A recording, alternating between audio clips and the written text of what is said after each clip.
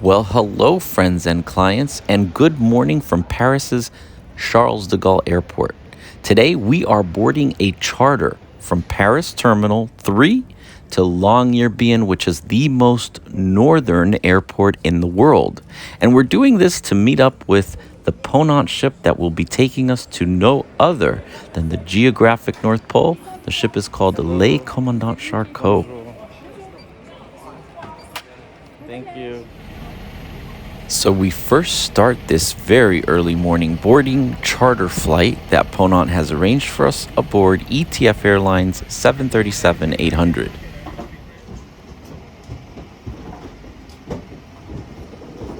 Thank you. Good morning. Hi, good morning. Thank you. Good morning.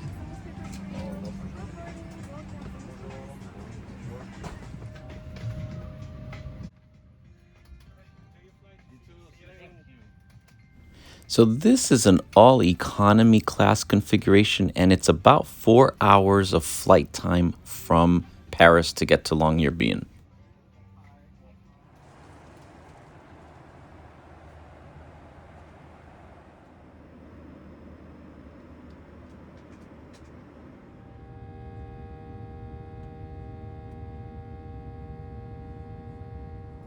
So on this flight, they do start with a cold towel, and I must say that Ponant has a few added touches that I have not seen before on most charter flights. There's a bit more legroom on this one, a nice brunch, very attentive service, and even orange juice that's not labeled because it is freshly squeezed.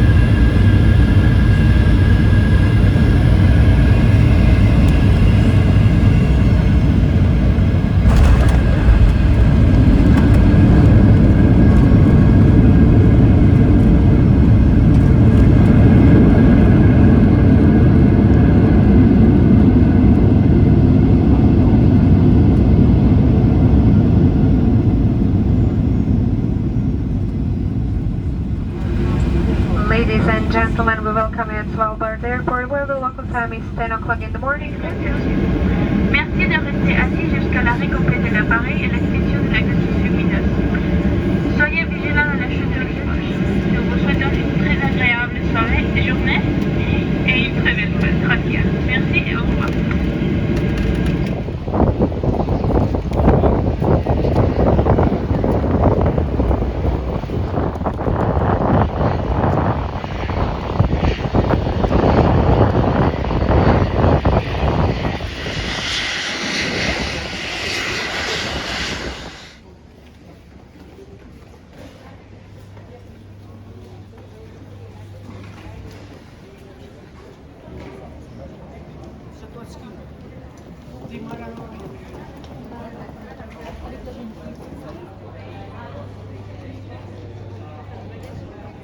That's also an area where there has been some polar bears lately. Only a week before, a whole camp group had to be evacuated.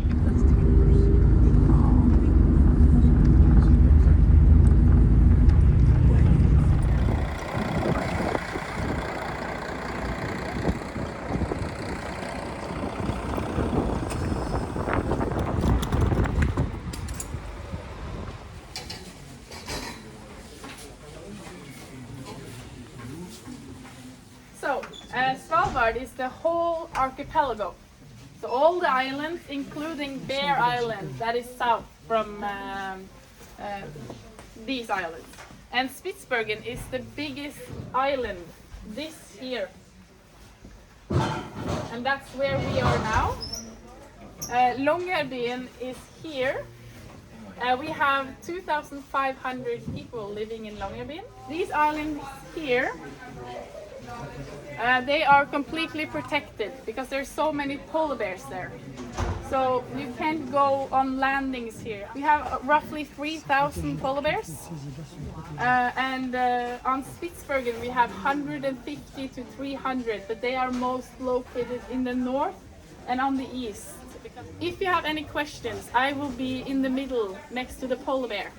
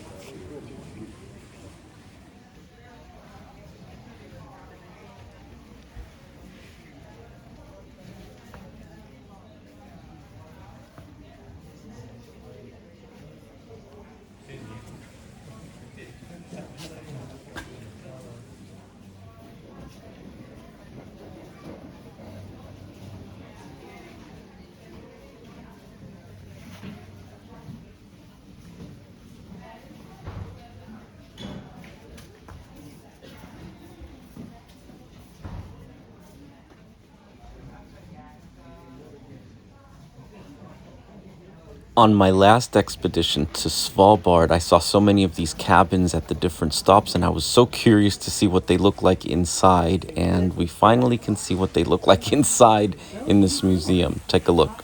You don't have to do any homework.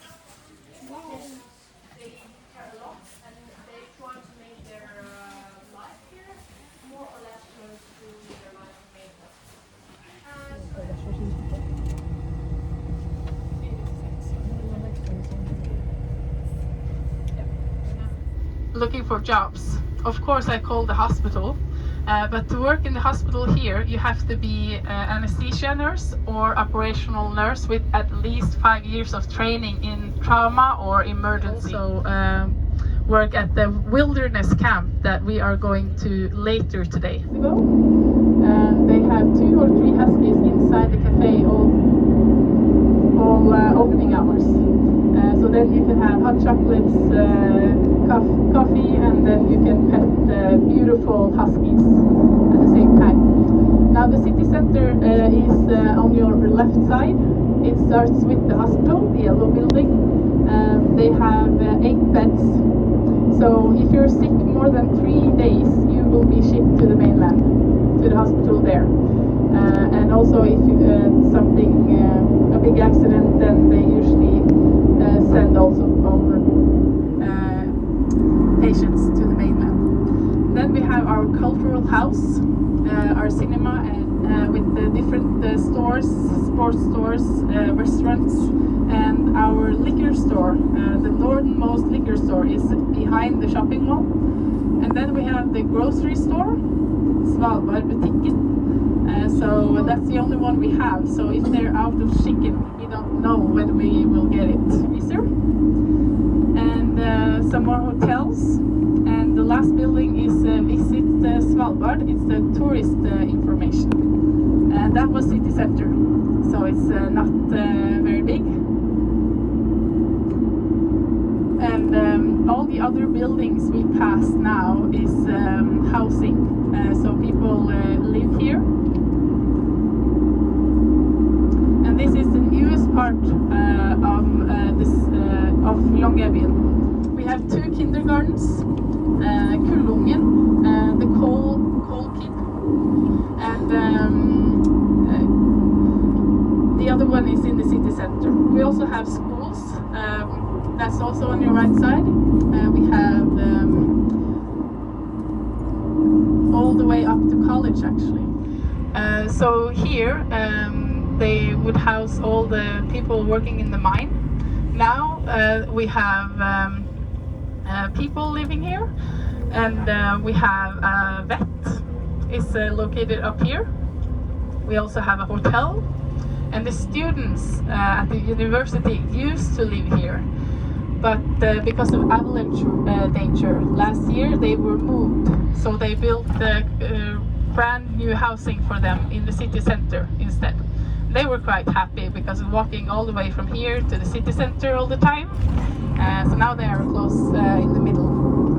And we also have 2 glaciers, but they are quite small. If we look at pictures from 20 years ago, they were much bigger, but they've melted a lot. In 1998, they actually had to dig everything up and put it further down to the ground. So you can be buried, but then you need to be cremated, and they can bury an urn. But in order to do that, you have to have lived on Svalbard. And you are neither allowed to be born here. So if you're pregnant on Svalbard, you have to leave the island at least 3 weeks before you give birth. So when she came here, she wanted to see if she could find some isolated virus from the Spanish flu in the corpse, because we thought they would be well enough preserved. But unfortunately, she wasn't able to find it. This is one of the places you don't need to take off your shoes, so that's good. The reason why we do take off our shoes very often is because of the coal history. There was a lot of coal dust everywhere, so they always took their shoes off.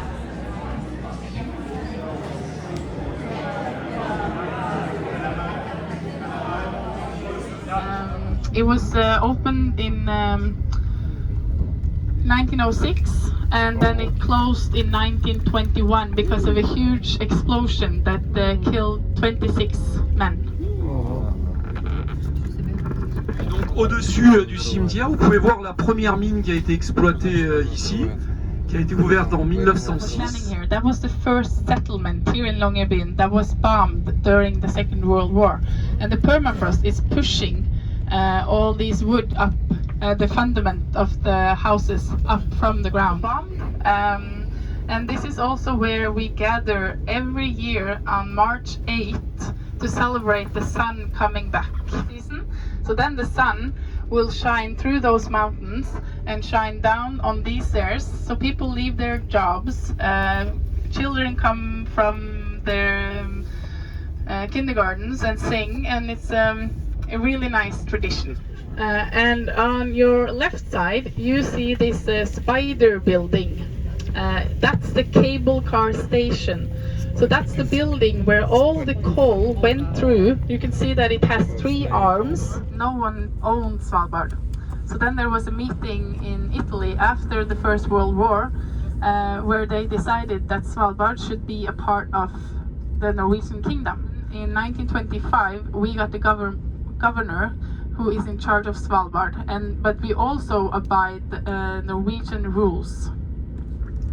So that's also the reason why we have 67 different nationalities, because you don't need a visa to move to Svalbard. You need a job and a place to stay. It's easier to get a job than a place to stay. So usually you should apply for jobs that come with an apartment. Et donc pensez qu'il peut peut-être faire froid, donc couvrez-vous.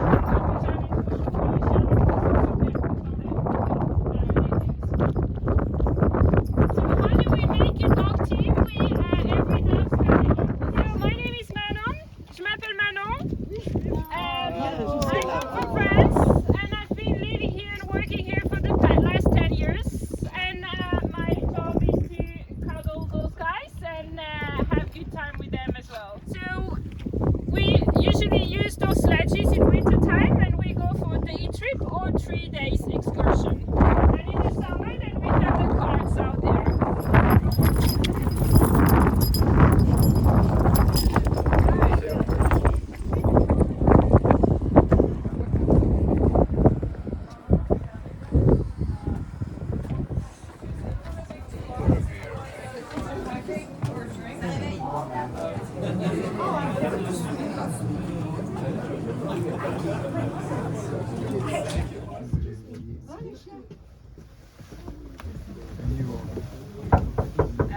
They have stayed here for millions of years and adapted, so they have shorter legs, they have thicker fur, and both females and males have antlers. People have two each, because they have one for longer trips and one for having fun and driving fast. Oui, donc les caravanes qu'on a vues là, ce sont des caravanes qui permettent de ne pas être en danger s'il y a des ours.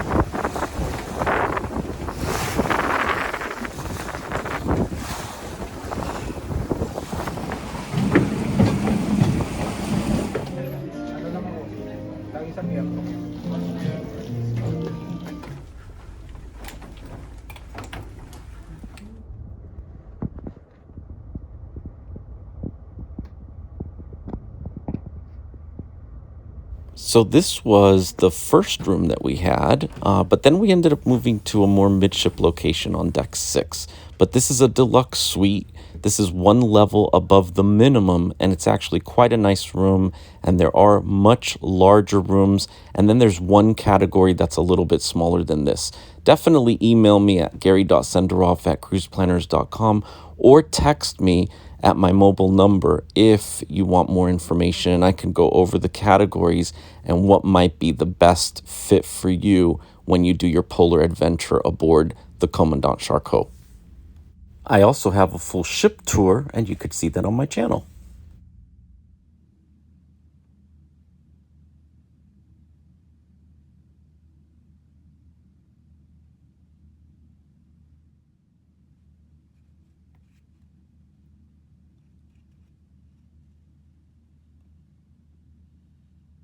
Pole 3 time, and this cruise will be the last North Pole of the season, about one full day in the open sea, and then as from tomorrow evening we should be at the edge of the ice, and then straight to North Pole.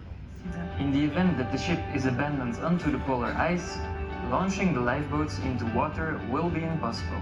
You will now be required to put on your survival suit. Survival suit floats. A splash tent can be fitted.